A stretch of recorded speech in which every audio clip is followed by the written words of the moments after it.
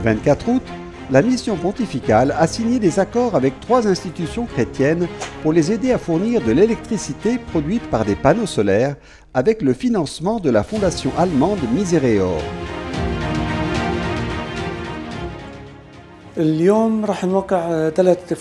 Aujourd'hui, nous signons 3 accords avec l'Université de Bethléem où nous couvrirons près d'un tiers de ses besoins en électricité en fonction de l'espace disponible sur les toits. Puis avec l'école des frères à Betranine où nous couvrirons 50% de ses besoins car l'école a pu obtenir les 50% manquants auprès d'autres sources.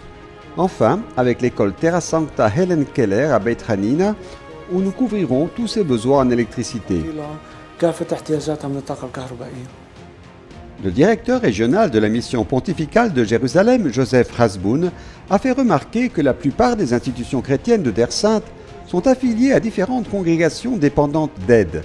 Comme les sommes qu'elles économiseront annuellement grâce à ce projet se chiffrent en dizaines de milliers de dollars, cela les aidera par exemple à développer les dispositifs technologiques dont elles disposent, à payer leurs salaires ou à couvrir les coûts qu'elles ont du mal à assumer. Ce que la mission pontificale fait avec ce projet nous aide considérablement à maintenir notre budget et nous lui en sommes extrêmement reconnaissants.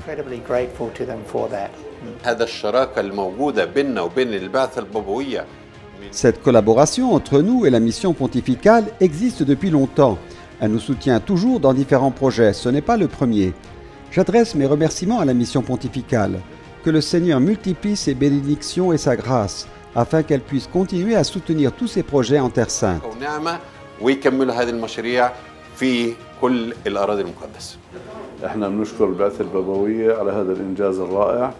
Nous remercions la mission pontificale pour cette merveilleuse réalisation, grâce à laquelle nous couvrons nos dépenses d'électricité et protégeons la nature et l'environnement, tout en économisant sur les dépenses mensuelles que nous supportons et qui sont devenues un fardeau pour des institutions comme la nôtre.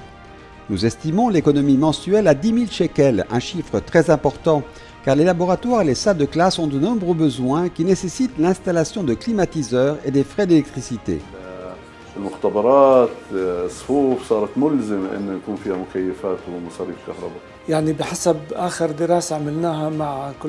Selon la dernière étude que nous avons menée avec le collège Dar el-Kalima, la communauté chrétienne palestinienne, qui représente 1,5% des Palestiniens, fournit des services à 33% de la communauté palestinienne par le biais de ces institutions. Mais le montant du financement qu'elle reçoit n'atteint pas ce pourcentage. Nous pensons qu'il est nécessaire de porter une attention particulière à ces institutions, afin qu'elles puissent continuer à fournir leurs services. C'est pourquoi nous avons décidé de les soutenir.